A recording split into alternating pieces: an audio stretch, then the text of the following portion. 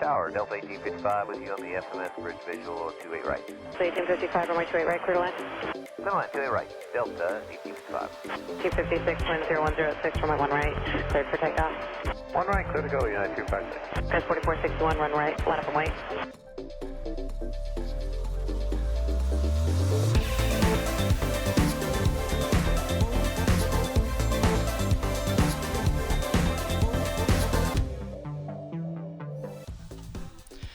Hey everybody, and welcome back to FlightCast and another special edition of the podcast live from the Flamingo Resort in beautiful downtown Las Vegas.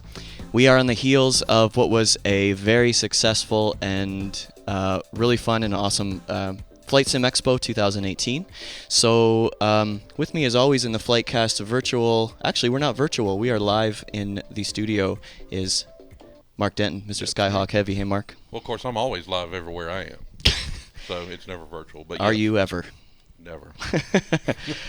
So we won't go into any Infinite Flight news, Mark, because we obviously have Infinite Flight sitting here again with us.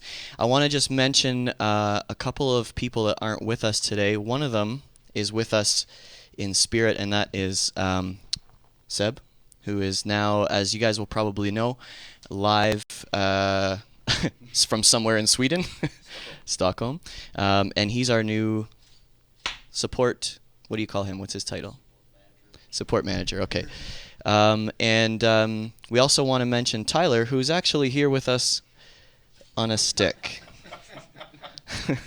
So Tyler's here, and he's also deployed wearing this outfit, I'm sure, somewhere in the world, in the desert. So thank you, Tyler, for being here with us on a stick.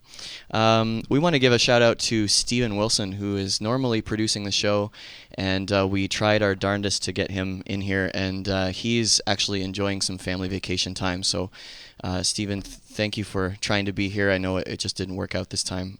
He's actually going to be in Las Vegas in like 5 days so for work, so that's kind of a bummer. But also to Misha Camp, who is going to be on camera here in a minute.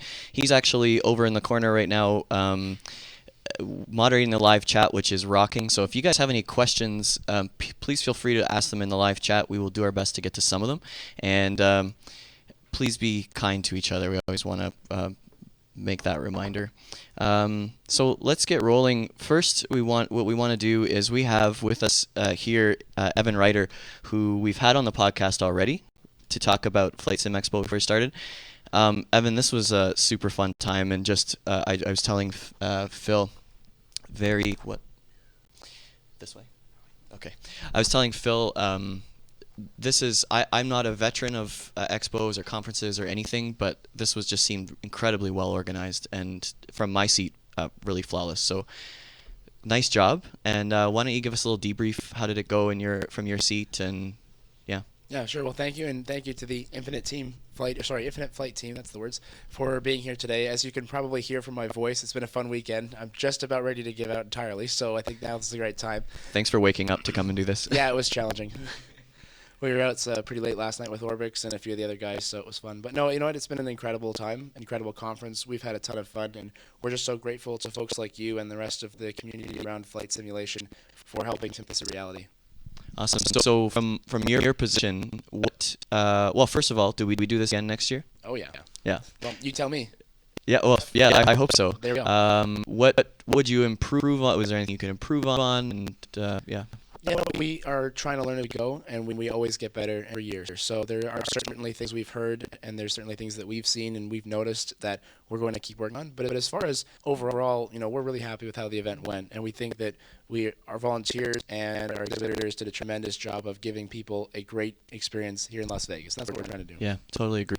In terms of city and venue, I know you said you're really relying on us to tell you, you know, where do you want it to go? Have you had any feedback in that area? Yeah, so we've already spoken with a number of the developers. We figured out that the sort of short list of cities looks like it's going to include Las Vegas, Denver, a few options in Florida and Atlanta. There may be others that have changed since I checked a few days ago. That list is getting emailed out to our attendees. The attendees will vote on it, and based on that, that's where we're going to be. So we're already doing research in all those locations on pricing and options and things like that for the attendees to work on. Okay.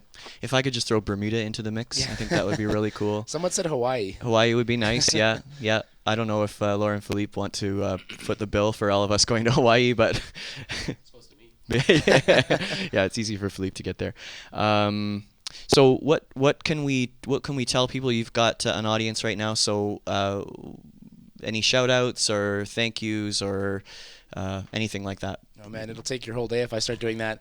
No, I think the volunteers are probably the people that we really need to recognize the most. It's really nice to have a group of volunteers who are in the sim community. All of us are simmers. That's why we're here. And it was nice to be able to walk up to any of them. And, you know, it wasn't people that were just paid staff that were hanging around the event because they had to be there. They were people who wanted to be there. And I think that's why you saw no lineups at registration. That's why you saw people helping out moving boxes, because we care and we're part of the community too. I think the exhibitors and the developers, folks like you guys, I mean, bringing your whole team here, this is a tremendous expense for you to be able to show off what is an incredible product. And so we're just grateful for you guys for making the time to come out here and, again, to make this event a reality. And then to the attendees, it's difficult. We're all flight simmers. It's hard to get us out of the basement sometimes. And so for people to actually make the trip to Vegas, to spend the money on it, to come to the hotel, there's something unique about being at these events in person, and you guys now can probably speak to that. You may have had the experience before, but for folks at home, you need to come out and support the community too. These developers are here because they want to meet you. So when we're seeing over 1,000 people at an event, that's tremendous for us. We want to keep that growth going. We want to see 2,000. We want to see 5,000. This event has the ability to scale. There are people in the U.S., there are people from around the world who will come out to these events. And so for those of you at home watching, if you want to see simulation build, if you want to see new products, if you want to keep seeing these developers do their work, you need to support them by coming out to events like this. And again, thank you guys for doing that. Yeah, well, thank you. And does anybody have any questions or comments for Evan really quickly before we move on here? Val? Denver is good for me. And where are you from? I'm from France, but I live in Denver. Denver, huh? So Imagine that's that. why it just Yeah. It was really amazing to see all the people that came out from so many different parts of the world. I got to spend a little bit of time yesterday with a man who was here from Japan, flew in from Wow. Japan just for the event. So it was really cool to be able to meet all of those people as well. And thank you guys for putting on such a phenomenal expo. It's been definitely a memorable experience for us all. Yeah, agreed. So Infinite Flight thanks you.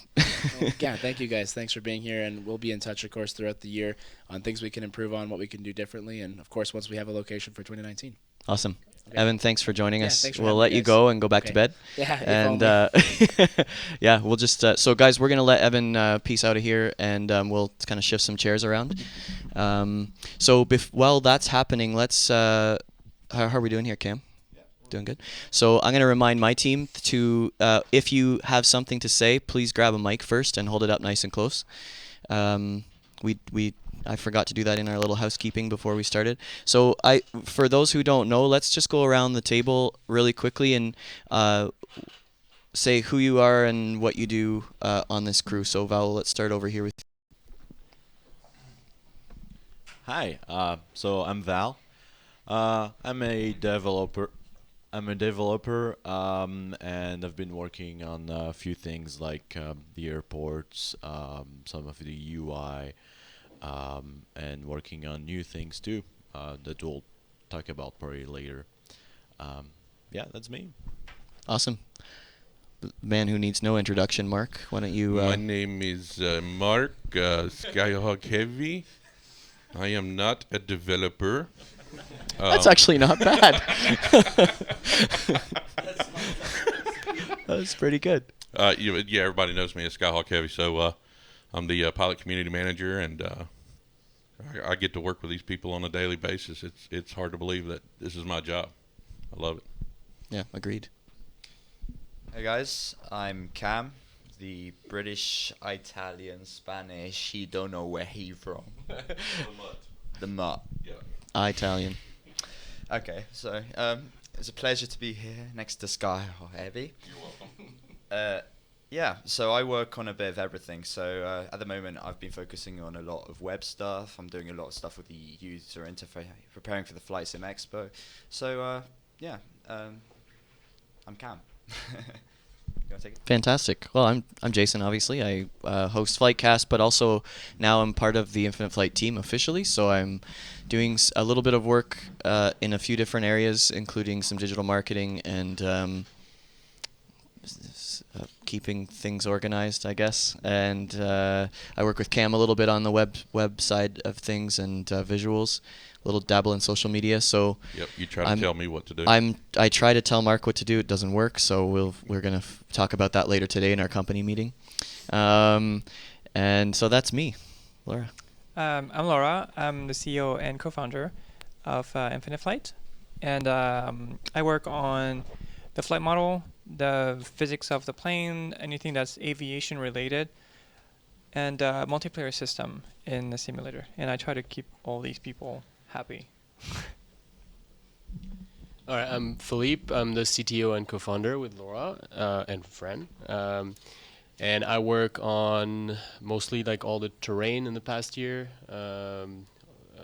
and a lot of things that you don't see, the back end and graphics, graphic stuff with Kevin. Yeah, that's me, Philippe.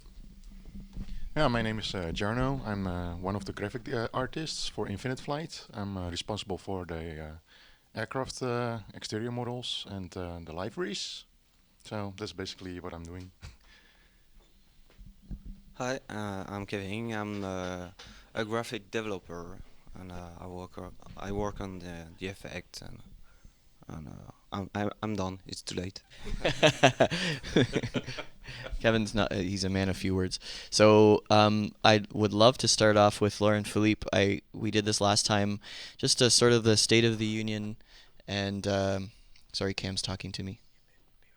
Oh yeah, right. Okay. State of the Union. What's happening right now with Infinite Flight? General 30,000 feet. What's up? Yeah. Well, I guess we can start with what we talked about during the expo. So some of you guys saw probably what we are working on. So the TBM, the A10 rework, and a lot of other things that were part of the Laura's presentation, like a multiplayer replay system that we're working on. So I mean, all of this is things that are in progress. It won't come in the next update all at once. Also the CRJ 200 and 1000 and 900 and 900. Yeah. So I think the one thing to clarify is that the next thing that will probably come are the CRJs, probably the TBM after that, and then the A10. The features, it's still something that is work in progress for the multiplayer replay system. So it's not clear yet when it will come out. But it's pretty. I mean, some of the community member that came to the booth. I mean, they played a lot with the TBM, and I mean they can attest that it's almost there. It's almost ready. And same thing for all the CRJs. So we expect it to be done soon. We won't give a precise date because there's always the last minute things that can come up. So we try to not disappoint. But we're pretty confident that those new aircraft will come very soon. In terms of anything else, I mean, I think that's it. Did we announce anything else? Scenery, And the scenery. The scenery. I mean, we talked about the scenery before in the forums when we updated already the scenery with all of Africa and most of Russia. It was like a month and a half ago. Some of you a lot of you noticed that we still do not have South America, and we definitely should have it by the end of the year, probably before that. But I don't want to disappoint again. So we'll mostly have we'll have most of the world by the end of the year. Philippe, would you mind just explaining for the community, because we see a lot of comments about why we don't have certain areas. Yes. So that's thank you for the question. That comes up pretty often. This is simply because we use a provider for this imagery, and they just do not have this imagery ready. And the reason why is that this image, some part of the world require more processing because it's parts of the world where there is more clouds, or the imagery is not color calibrated properly because it's imagery that's taken by different satellites, so they need some processing to keep things simple. So it takes a little bit longer, and that's it. Just not done yet, and we'll work really hard to have it as soon as possible. One thing that we've been doing, I mean, Val has been working on, is making sure that we update all our airports on a regular basis. So I don't know if you guys noticed. I think we released. I mean, you can talk more about it, I think. Yeah, we've been trying since the last 3 months to work more closely with the airport editors to have a regular schedule of release for airports and navigation data.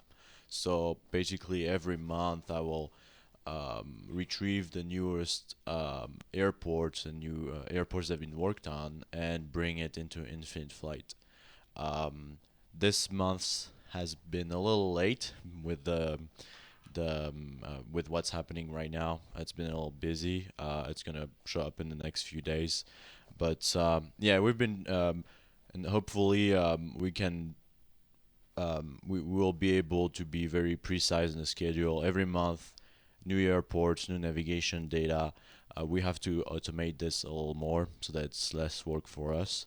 But yeah, I mean, we want to show also to the airport editors that we really appreciate their work to edit these airports and add more content to Infinite Flight for others to use. And we also want to add a way to show people, hey, this person has worked on this airport. If you've been able to use these new gates at this airport, it's because that person actually did it. So trying to work on that too. Cool. Well, in carrying on with this, last two episodes that we did live, we talked about, like, global was the big thing. So in case you're tuning in and you don't know what that means somehow, that means that at one point since the start of Infinite Flight, we had some regions that you could choose from and spawn in a region, and that has now expanded to the entire globe. So that was a major rework of the app, biggest update for Infinite Flight by far, if not the biggest, the epic release with this new satellite imagery and everything. How has global been accepted by your users in general? Have you seen an increase in subscriber or in users, or well, I mean, subscription was something. I guess users then. Yeah. Well, I mean, we've seen a lot more engagement. I mean, now a lot of people from all over the world, like actually in the real world, can go fly in places that they know about. So it definitely drive engagement up. It was just a necessary step. I mean, kind of like the multiplayer. It's like we had this vision of like big steps like this that we need to take in order to improve the simulator, and this was definitely the gateway to a great simulator, to a fully to a simulator that can be taken seriously, and yeah, that's why it took a long time to come out, and I hope that our hard work shows, and we'll continue to update, to improve, and yeah, I mean, Laura. I think that's part of the reason why we're at FlightSimExpo is before we had global, we were not really comfortable showing what we had because it was okay, but it was still mobile flight sim quality. And then once we had Kevin's atmosphere plus Philippe's terrain and the entire redesign, like everything that we redesigned around that, it really put us in a different class, different category. Which made the whole difference, and we're not ashamed to show the simulator and the pictures, and like it showed at the booth. So that's there are literally photos that I see where I don't know. I have to take a really close look to see, did Laura just post an actual picture in an airplane, or is that Infinite Flight? It can be hard to tell. We've had a few retweets from different airlines. It's one of their airplanes. I've actually had. There's this picture of the 777-300 that I posted in front of the moon, and Sky Team contacted me shortly after, and they said, "Oh, can we post that picture because it was the Air France Sky Team 777." Did you tell them? And I said, "Okay, full disclosure, this isn't actually a real picture. I took it from a flight simulator, just so you know." And they said, "Oh, in this case, we can't post it because we can't do cross promotion. We're not allowed to do that." And they wanted to post it on their Facebook page. It has millions of followers, and I said it's okay because I know at some point you guys are going to retweet or post a picture that's not real. Definitely, yeah. And like others have done, we've had like Korean Airlines, we had Singapore, Air France has retweeted pictures, so we know. That's great. Thai Airways, yeah, that's right. Jarno, I want to give a little shout out to you because Jarno's very particular with the registration numbers on airplanes. And we had at FlightSimExpo we had a pilot from I don't know what airline, but he flies on the CRJ, I think the 170 or the ERJ 170, and he we showed him. He's like, no, I want to fly it. We said, that's an older flight model. He said, no, that's the one I fly, so I want to fly that one. And he pulled it up and he said, oh, no way. I actually flew that exact one like 3 days ago. What a coincidence, right? It's pretty awesome. So It bravo is, on the yeah. attention to detail. Yeah, you're welcome. And it with all the new rendering, that keeps improving, it really shows off your work. So kudos. Thanks. Something also I saw during the expo. We would put the plane. Will make it fly in altitude to show to the people on the demo on the iPads, and then there's someone that comes up to the iPad and is like, looks familiar, and is like, oh wait, that's Vancouver, that's where I'm from. And he Exactly. was like, the chances, we could have flown anywhere on the planet, just happened that this person recognized his town From the mountains, probably. Yeah, and he was like, Yeah. oh, my house is there. It's just well, really and cool. to right on the heels of that comment, at FlightSimExpo, the attendees had name tags with their home airport on them, which was such a cool idea.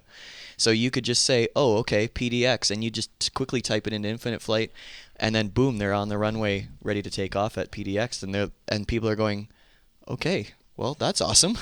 Yeah, that was that guy from Japan that I was talking about earlier. That's where we did. I saw his airport on his badge, and so I spawned in there in an aircraft, and so we just kind of climbed up to altitude and flew around. I let him fly it, and he was blown away at the detail. He started naming all these lakes that he could see around his airport. He was telling me what the names of them were. He's like, that looks just like flying around my airport now. So that was very cool to hear that. Yeah, well, let's talk just briefly about the pricing model. I know that was the thing that you said, no, we're not talking about that. That was the one thing that we didn't talk about the most that we wanted to before Global. So just because there's so much discussion around it, and it's we've learned at FlightSimExpo that, and feel free to just not talk about it again, but we learned from the expo that this is something that PC simmers are used to paying quite a lot of money for even simple upgrades. And with Infinite Flight, you're paying your subscription, you got it all. So how has the pricing change impacted operations for you? For us, it was a necessity because for the same reason we switched from we used a paid subscription for the multiplayer. This stems from the fact that if you bought the app in 2012, you can't expect, it's unreasonable to expect that you're going to have updates 10 years later for just those $5. It's the impression that people have because mobile games are often free, but there's other things that they make you pay for. So the same reasoning was applied to the airplanes. And when we started reworking planes, we're like, well, we're just remaking planes, but there's not going to be anyone to buy them because they already have them. So we figured like it's just economically it doesn't make sense because it's just at the end of the day, like if you project longer when we have all the planes that people wanted, then we'd be out of business. So that's why we decided to go with the bundle for everything, so that we don't have to think about it's more like it's closer to what the general consensus is regarding which planes we should have, and it's no longer like purely an economical decision what planes we're going to have. And it makes more sense. It's simpler for everybody. You get a subscription, you get all the planes. It's not this huge paywall we used to have with all these numbers and all these like paid. Just like one subscription unlocks everything, and you can just get it for a month and then stop it if you can't play for a month because you have classes or something. You can just stop paying for it for a month. And I think a good thing to keep in mind is this is not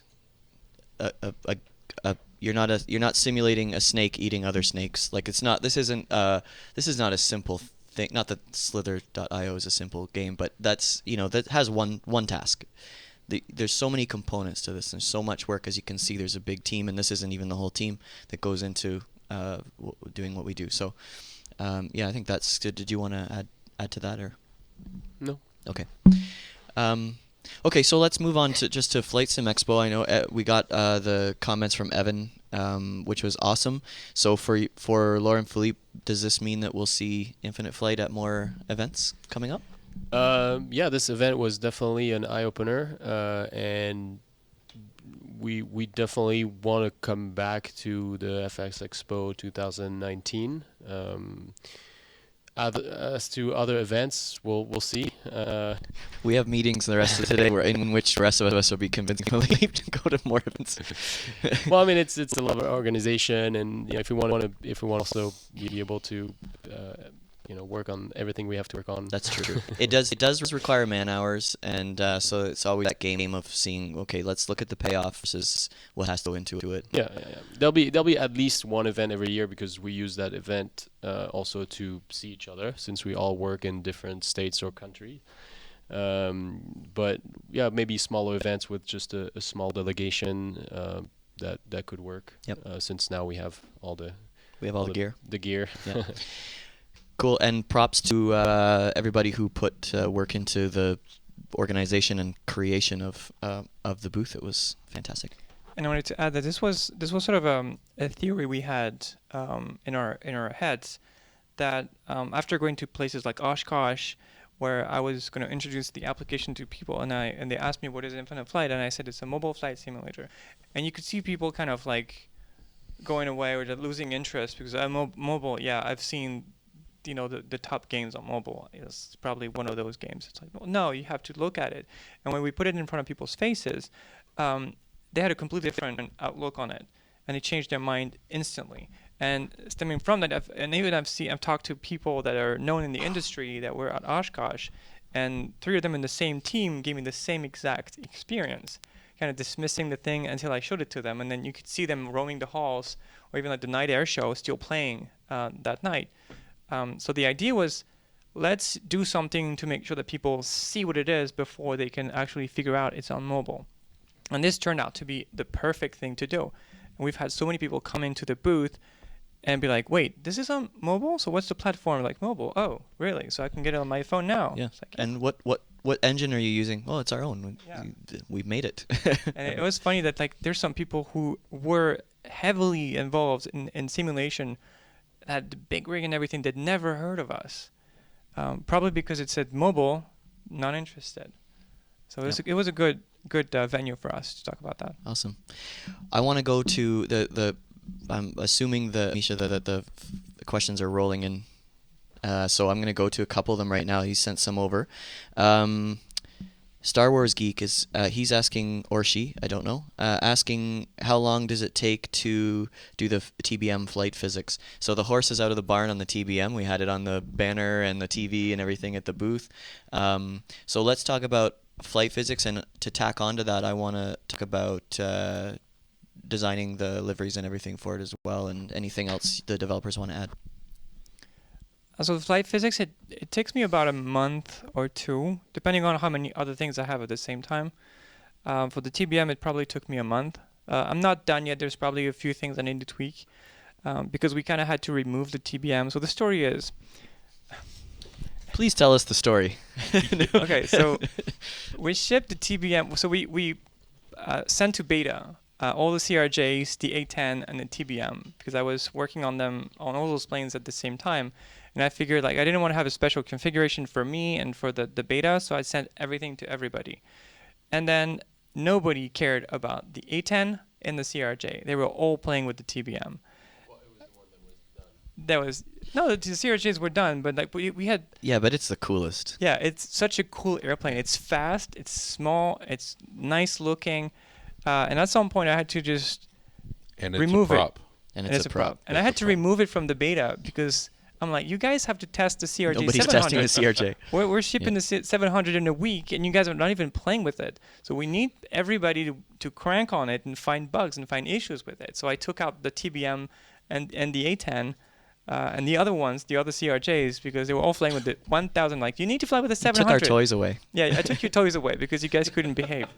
I will say, though, flying the TBM, of course I've wanted GA stuff for so long, so this is really exciting, but it's so nice to fly. Yeah. Like, it's glorious. And we had these comments too we had some T6 pilots from the Air Force flying it, and his first comment was, well, this is really intuitive and it flies so nicely. what engine are you using to model it? I was like, Yeah. well. And the flight physics, I've worked with a couple of TBM pilots who have been flying for a long time, and they've sent us a ton of pictures that Jonah can talk about, a ton of pictures and details, and like just on the general behavior of the plane to make sure that it's accurate. And they're also testing. They're part of the beta. I sent them the beta so they can fly with the plane. So yeah.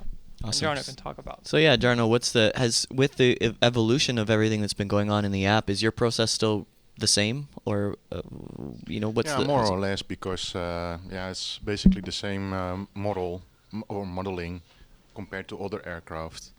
But we added some extra features, so that's why it's probably also taking a little bit longer than the previous models that we did. We also started to implement LODs, level of details, with the models.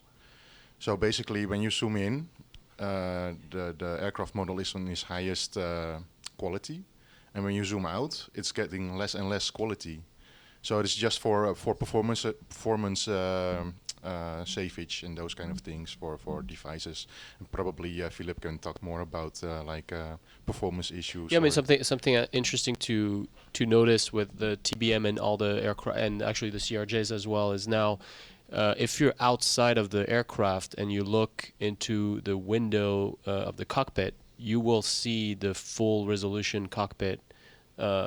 It's there. Where before we had a simplified one. As soon as you were outside of the aircraft, we were inside. Just to simplify, we had for performance reason we had a simplified cockpit.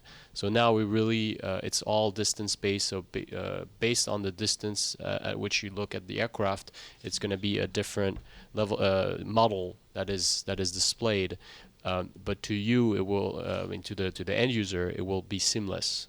And as you can zoom to an aircraft, and you will see the full quality of the aircraft. And the goal is that also it will work for others' aircraft, where you will be able to go to them, and you will see the full quality aircraft, or will be able to, with the free cam, look through the cockpit window and see the full quality cockpit.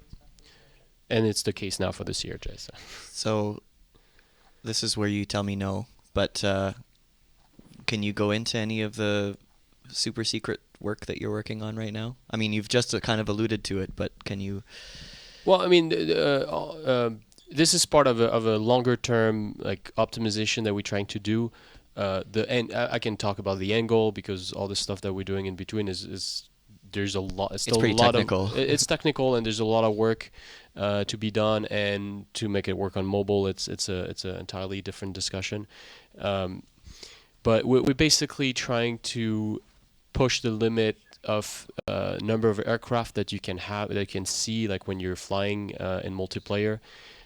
So there's basically virtually no limit, and you can see the everybody around you, and it loads fast.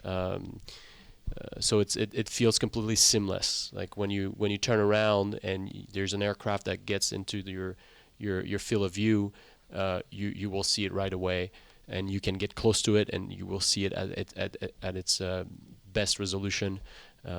So we're really trying to improve the quality that you get, and the performance that you get in the multiplayer environment.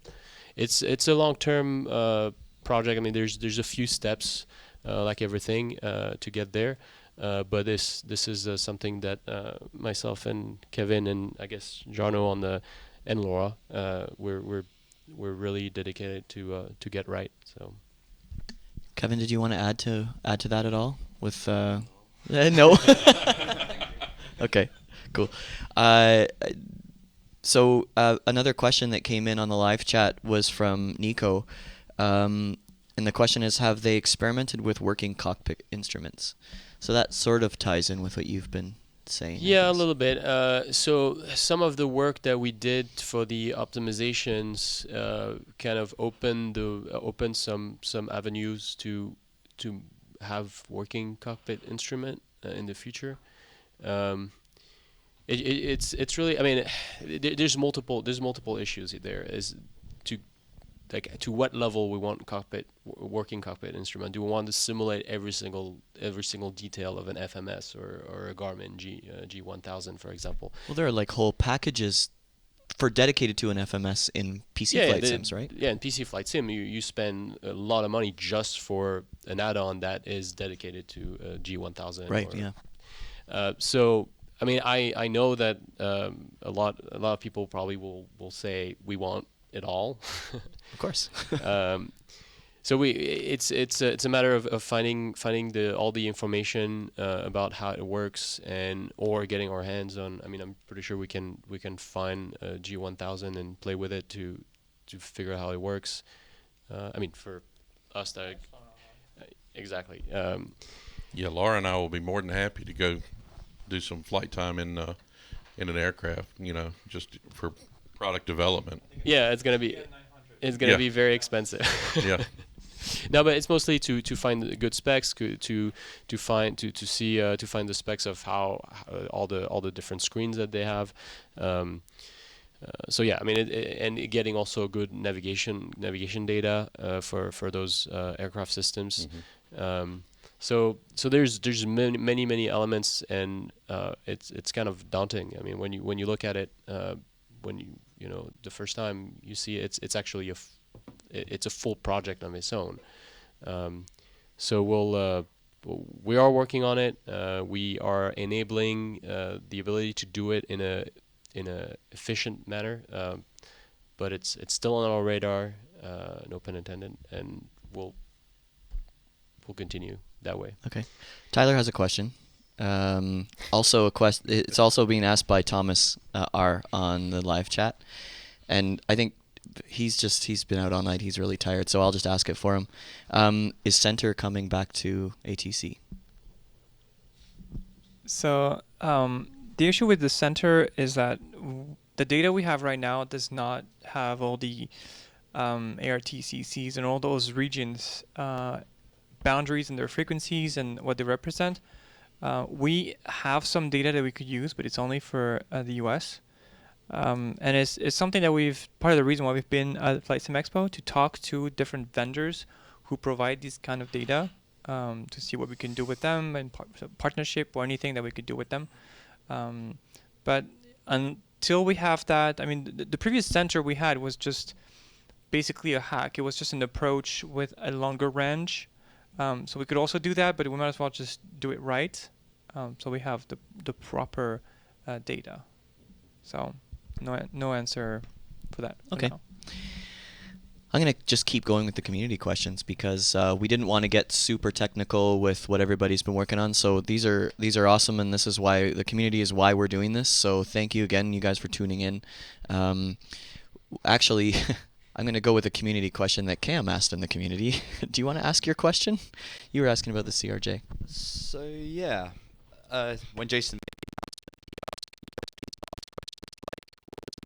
like, what was the most challenging part of creating the CRJ, or what was the next aircraft? So my question to you, JR, what was the most challenging part of creating the CRJ? And the follow-up is, what was the next aircraft you're adding?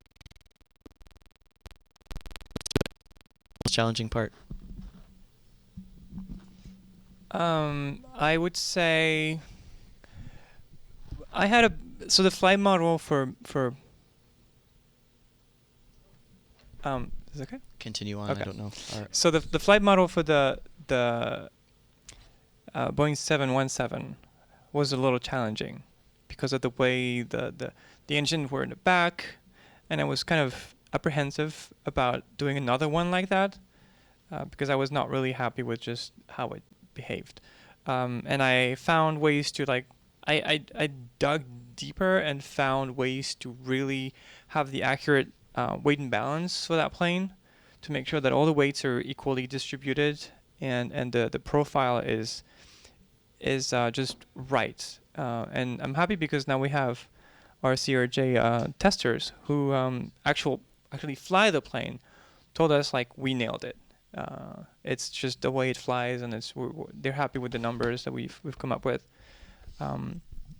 There was that, and also this was the first model we shipped, which had, like Philippe said, the integrated, the common model for the cockpit and the outside.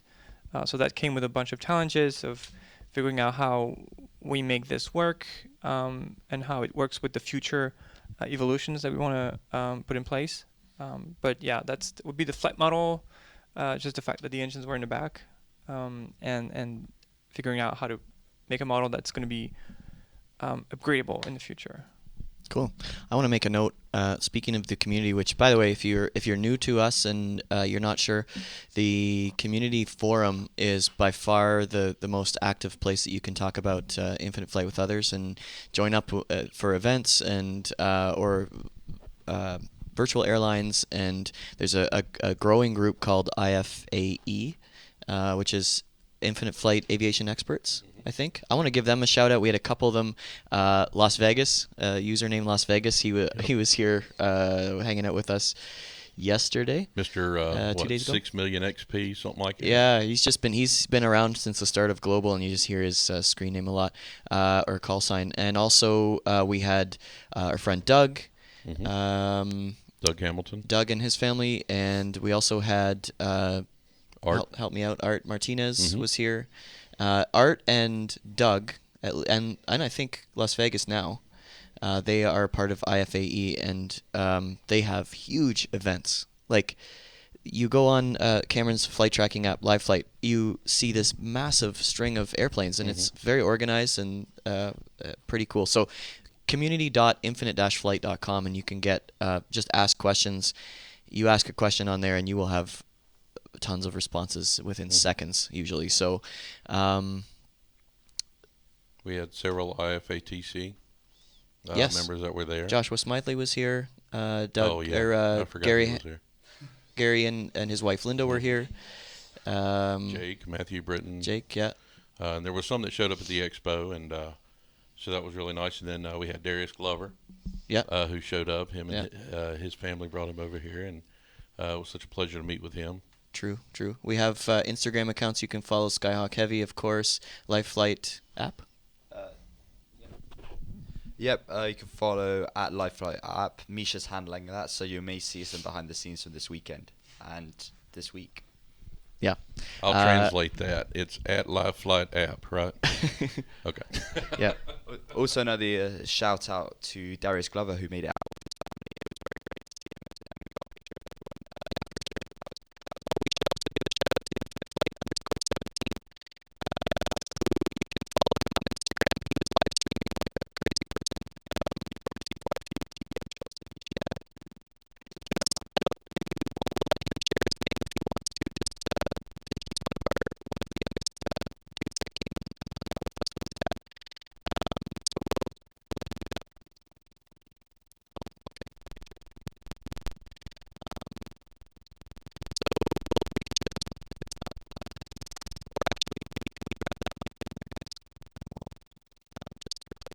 him do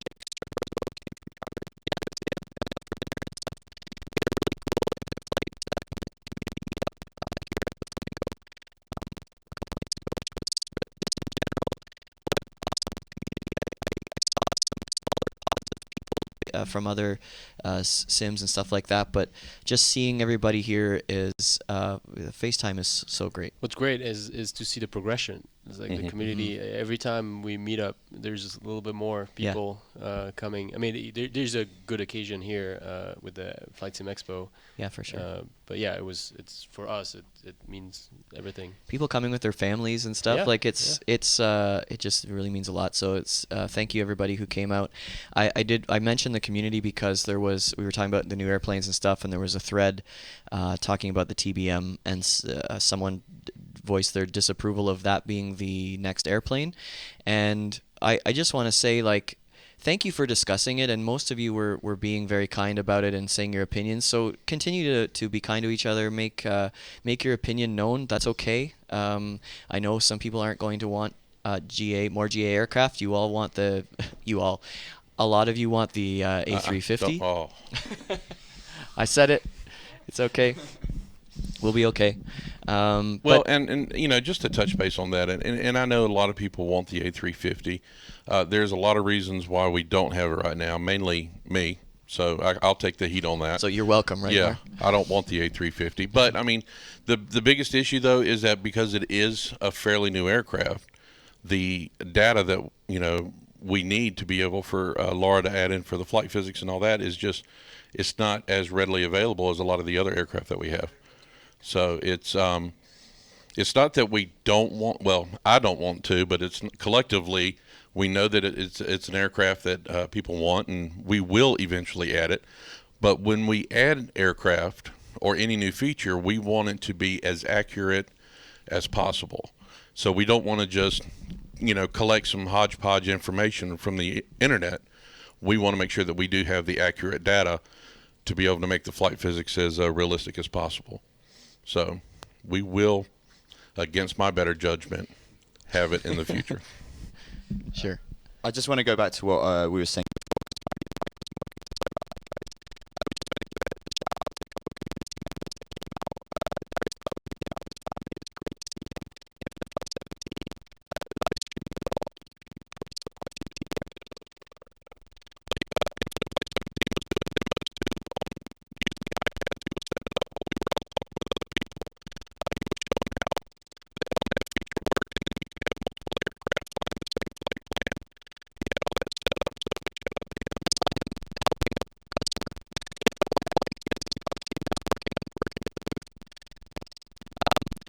So community, thank you so much. That's you guys are huge. Oh, okay. So anyway, Okay, we figured what the issue is, guys. Essentially, I'm going to put this out. no, that's just muting your headphone. What? It's fine. It's fine. Is it? Okay. Yep. All right, so guys, let's move on. We have about 10 minutes, so I want to move through a few more of these questions. Misha was actually talking about this a little while ago. With the growing staff team, the staff team is growing. What challenges come with that, and maybe you can just tell us what the high level. What are the hopes for the next? You know, people are always saying, what's the 5 years down the road? Where do you see things, and how does that relate to having increased staff? Yeah, I mean, we added Seb from the community, and Thank you. Yeah, who's like who's taking care of all the support. So please be kind to him. And we added also another developer, and that will help me and Kevin on some of the performance optimizations and graphics development that we're doing. With a growing team that we're all scattered, I mean, nobody is even in the same state, at least in the U.S., and everybody else is abroad. What province? Yeah, thank you. Well, communication is obviously the first issue, and to make sure. I mean, not that we don't want to, but we just can't because everybody is on different time zones. So it gets a little bit harder to synchronize and to have face to face where we can see everybody, even with a hangout, or because people have families and a crippling addiction to sleep. So I think communication is the challenge, but we're really I mean so far we've done pretty well. I mean we're all still a big family, and we talk all the time and on Slack, and we nobody I think is afraid to share their opinion or concerns or ideas. Well, I'm still a little timid at times. No, but this is, I mean, joke aside, this is really what I think a successful company can hope for. It's the best thing a successful company can hope for. And with more people, I mean, this will be more challenging for Laura and I to make sure we keep that going. Yeah, a really cool thing for me is that a lot of the team now have sort of become part of the team by osmosis. You know, they've started out as community members, and some have been here for a really long time, and then suddenly, hey, look, you've created yourself a position on the Infinite Flight team. And it's often questions we get when I go to meetups and people ask us, like, how do you manage a team of that many people when nobody is even in the same room at the same time? And there's actually probably never been a line of code that's been written where two of the team members were in the same room, even when Philippe and I were working together back in California. And I think that there's key aspects what you were mentioning, the fact that we source people from the community. So Cameron and Val were I knew Val, but his biggest interview, I guess, was writing his application that used the third party the live flight for Android. I forgot the name. Flight Tracker, Infinite Tracker. Yeah, please don't Don't use search for that it. name. So it's the It's FlightCast for Android. Infinite I think- Infinite Tracker. Infinite It is Tracker. the better, No, please better don't version tame the of life flight name. So that was a great. Since Live this how Flight TM. this is how we hired Cameron, and it's one of the good things is that people already enjoy working on their own on Infinite Flights, and it's a perfect match when we tell them, like, hey, do you want to do the same thing with us, like in a more official position? And the second aspect, I think, is because there's no two members who are in the same location. So you can't have this, there's this Friends episode where Rachel doesn't smoke and her boss and another colleague smoke, and all the decisions are made without Rachel because, Right. remember that episode? Yeah. And it's the same here. Like, there's Saw them no, all. sorry for the crappy reference, but like, so, but in our case, like Philippe and I where there's not, like, in our case it's different because we're like executive kind of people. But let's say if Kevin was with us, he would have an advantage every time we discuss something. We go out to dinner, and he would be in an advantage compared to others. Right. In our case, everyone is remote, so nobody has at an advantage. That's good. Yeah, awesome. Taxiway lights. Everybody's asking about taxiway lights. A350 taxiway lights. Where I want those too. When can we have those? Okay, all right. Let's talk about it. You can say no. That's it. No, but You've got we'll talk veto about power. it. This is definitely something that I every time I look at. I mean, we look at a picture at night. I mean, we improved the night lighting with at least when there's a full moon. It looks pretty good, and you can see at least. But taxiway lights and more lights at least at the airport first. It's definitely something that we should do soon. And so Kevin is working or almost done working on things that should allow us to do more lights, because a lot of lights, airports have a lot of lights. So and lights is something that can really take down performance very quickly as you add more. And we want to have them all in the airport. So Kevin is enabling the ability to draw a lot of lights in a more performant way. I talked with Val recently to the lights already there in the in the airport I get from the editors, and it's kind of ready for it, but it's just if we were to add it now, it would just be unplayable basically. Yes. So Don't once care. we get Add it. yeah, right. So once we get something that is it's fast enough, it just shouldn't be that big of a deal to add. I mean, I always say that, and then it's actually I find bugs, but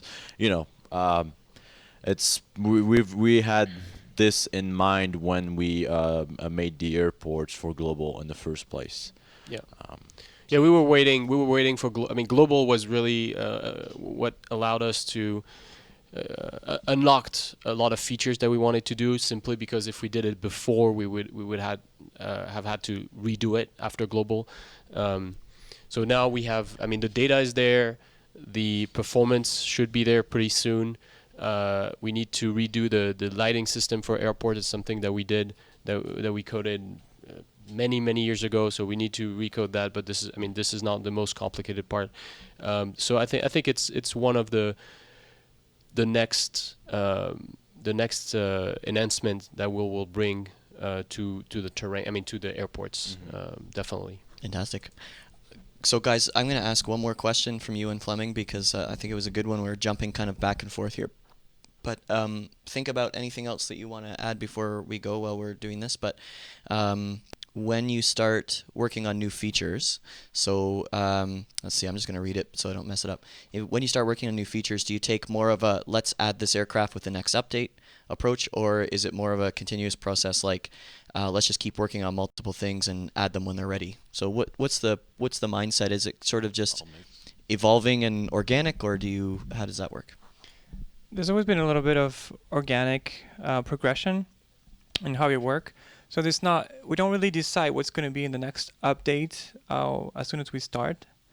There's often like, let's start working on something, and then if it's ready, so when we think we have a set of features that are worth an update, if someone's done, we tell them like, hey, we're going to lock the code, freeze the code in 2 weeks. If you want that code to go in the update, just make sure that whatever's working is solid and whatever's not working is just taken away for now. And then we go into beta. But the advantage of being our own editors and and publishers, I guess, we don't have anyone in a suit and tie telling us like this has to be done for that date. I don't care if it works or not. We just decide and try to work on something, and if it's ready, we ship it. If it's not, we delay it for the next one. Okay, yeah. That sound good? Good? Not that I'm saying it wasn't, but, anything to add? And also, I think another thing is catching Mark, you're Laura. not shipping releases. No, because I am not a developer. Oui. But another thing is also catching Laura on the right day. You know what, Laura? This would be really cool if we had fuel jettison, stuff like that, and then 3 hours later we got it. So yeah, when Philippe doesn't have time to blow the whistle on something. Well, we do that when I bring stuff to Laura like that. I'm going to our private chat. Philippe's not in there to blow the whistle. Yeah, you should figure out what time this is. I would love to know what's the like the optimal time to ask me for things. I know that on mornings on the weekend, I've often worked on the admin console. Mm-hmm. I'm not sure why, but I know you send me something and I take on the challenge because I have some time before the kids wake up. So I'm like, okay, I have an hour. Let's try to fix this problem. Plus, you need some fun things to. Some large tasks you get tired of them, right? Yeah. So something I can do that, and that sounds fun. Needs a break, right? So this feeling of accomplishment when you're not done for a long time. So we're add to that. I don't know if I was supposed to talk about that one, but the little when Philippe was adding the being able to modify the livery, and I said, what about GIFs? And that was my favorite build. and then I was like, and Philippe was like, yeah, sure. I mean, if you can put a GIF into a texture, we can do it. And then I was like, challenge accepted. And 2 hours later, I had like a cursor that was a little dog barking. But I mean, it's not very useful anyway. Now so we can show it? It would be great. Cam actually showed me. Can you like track it down? We'll have to just hold it in front of a camera because I don't have anything plugged in. In the meantime, do you want to add to that? No. I mean, do you want to get someone in trouble live? It's exactly what we said. We're not talking about. So Joe is we're talking to Joe on Slack here, who we have yet to meet in the flesh for some reason. But Joe is asking when we'll get rain. He added. I'll paraphrase here. Jason, no, he did not ask that. I'm going to paraphrase because I can't read it word for word on live TV. But he says, what good are windshield wipers without water? Fill in the blanks. Preparation for the future. Yeah, I mean, it was one of those things that I think I looked at it and I was like, that would be nice to just have it animated already, and because it didn't take long, and it was one of those. I mean, we want everything. We don't have the working instruments, but we wanted everything that's mechanical to be working because those are easy. We have the emission system and it just works. So we decided it would be a nice touch. And yes, we don't have rain now. I do not know when we'll have rain. I think before rain we need clouds, and this is something also that we're working on. We're working on the ability to add clouds in a efficient way. So not for a little while. Clouds first. I'm sorry, I steered this in a direction that Philippe didn't want to go. No, it's fine. Well, one thing that I respond to a lot of comments on in our social media is, Philippe, I believe it was either in Atlanta or San Francisco last year, you had made the statement that there was a lot of shortcuts taken initially to get things working. And prior to global, we were working on fixing those shortcuts. And so now that everything that we're doing is laying the foundation for future builds, future additions, and features. So it's not that we don't want to do things. It's we're doing it in steps to make sure that it's done properly. Yeah, I think a good thing to add to this is before, the first release of Infinite Flight only had one region. So in the way we did it, we only thought about just a limited region, like a fixed size terrain. Now every time we add a feature, we have to think about it at a global scale. Because it's cool to have clouds like in a small region, but as soon as you go up, at 30,000 feet, you kind of want to see the clouds like as far as the eye can see. And doing this on mobile platform, I don't even think like it's done right on the desktops like it's currently. So it requires a lot of thoughts, and same thing for the lights. We do want to be able to see really far away the lights of a city, for example, and this is something that I don't think is currently done.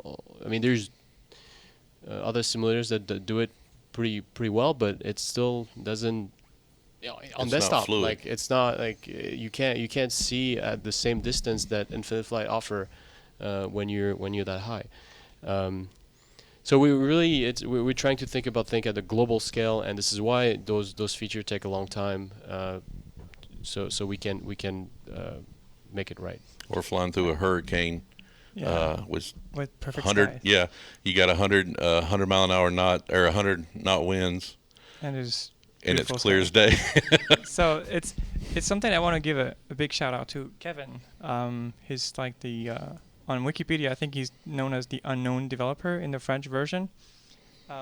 But if you think about what clouds and all these things could be, look at what Kevin's done for the atmosphere. Yes. I think it's a good testament to what he can do. And I've known Kevin for 18 years now, and I've worked with him on projects in school, and I know he's never going to let go until it's perfectly right. And sometimes we have to like talk to him and be like, dude, what's the hold up? Like, is there a shortcut you can take? He's like, no, this is not perfect. There's like this little thing. It's like, it's fine. It's like, no. No pressure, Kevin. Yeah, no pressure. But like, I just want to send big props, because the reason why people mistake our pictures for real pictures is because the atmosphere is just so real. Absolutely. And I remember him being obsessed with like, oh, the color hue is not correct. I haven't taken into account the ozone refraction or something. And I was just mind-boggling that the reason why this was off is because some ozone reflection thing was not taken into account. So yeah, big props to Kevin. Well, during the expo, I was actually taking off out of Alaska because I wanted to show a lot of the mountains and all that. And Kevin was standing there with me, and we were talking, and there was that layer of fog that I was taking off out of, and you could see it through the mountains. And I said, Kevin, I'm still blown away at how you did this. It's just amazing. He's like, Mark, I don't like that. It's just too sharp. I want it to be more of a softer transition. And so, and that's one thing I've learned working with you guys over the years is, yeah, the product from us non-developers is amazing, but you guys are never truly happy with the product, and you're always constantly working on improving that. So it was just funny yesterday when Kevin was saying that about that. He's like, yeah, it's cool, but I don't like it. It needs to be better.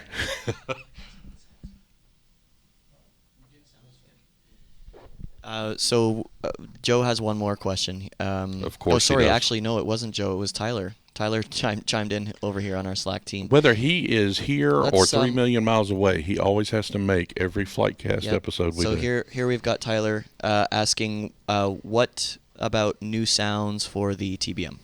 Anything on the horizon there? So for the TBM, I am not certain that we'll have unique sounds for that one. So we'll have to figure out how to make it sound good on our own. It should be pretty close to what we already have. There are some tweaks maybe, but we know that we only have a few sounds. I mean the airliner sound is like it's a 777 I think, or 737. Sorry, it's a 737, and we have the 208 sound, and the 208 is it's not a real 208. It's one that we did just. That Laura did actually. And the same with the hacking it. C-130. Laura had to tweak the sounds on that. Yeah, those are. So we actually talking to people that create sounds in the flight sim industry, because it's extremely hard to get good quality sound for aircrafts, because when you try to put a mic in front of an aircraft in a busy airport, you're gonna catch a bunch of different sounds. So to get clean sound that you can work with and put in simulator, it's extremely hard. So there are people out there that do that and do it well, and we're talking to them, but it takes a long time to get responses sometimes. So we'll it's something that is definitely on the radar, and that as soon as we get the good data, good sounds, we'll put it in the sim, and we'll try to have sounds, like good sounds, for every single aircraft. And a lot of those though they're coded for PC sims, not necessarily a mobile platform. Well, they're just audio files. Yeah. Okay. Anybody else with a burning comment or question before we head out? I think we've covered the good stuff. I'd just like to say we ran live flight all day yesterday and it didn't crash. So Hey. if anyone's watching out there, Joe, there you go.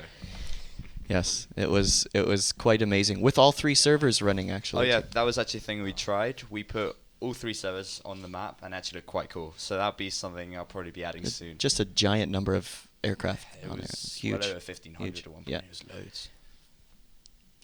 No, I'm not. You were going to be sarcastic. Yeah, right? I'm No. gonna be mean that. But I was just jealous. Yeah. It's Yeah, actually that. definitely. All right. Okay, well, folks, thanks. Misha, just come over here and just give us a wave. We got to get you in the shot at least once. Yeah, that's good. There we go. Okay, that was quick. All right. That's our live show. Thank you so much to all of our viewers for tuning in, especially all of you that were able to get questions in. Thank you to Evan and Phil and FlightSimExpo and the entire team for doing such a bang-up job. And please don't forget to give this a thumbs up on the YouTube channel, and also subscribe. We don't want you to miss something next time. So thanks as always for listening, and if you haven't already, head over to the App Store, of course, or Google Play and download Infinite Flight. For more of this podcast with great guests, visit YouTube. Nope, I can't even redo this. I tried. Visit our website. Be sure to subscribe on iTunes or YouTube. You can find us on Facebook, Twitter, YouTube, and Instagram at FlightCast Audio. So please be sure to give us a follow, and please share this. If you can share the YouTube, we're going to keep this on YouTube forever. And so please do share it on all your social media channels if you are so inclined. This episode's been brought to you by FlightCast and by Infinite Flight, as well as Linkhouse Media on the web at linkhousemedia.com. I'm Jason Rosewell. This is the staff team at Infinite Flight. Thanks for listening, and happy landings. We'll see you next time.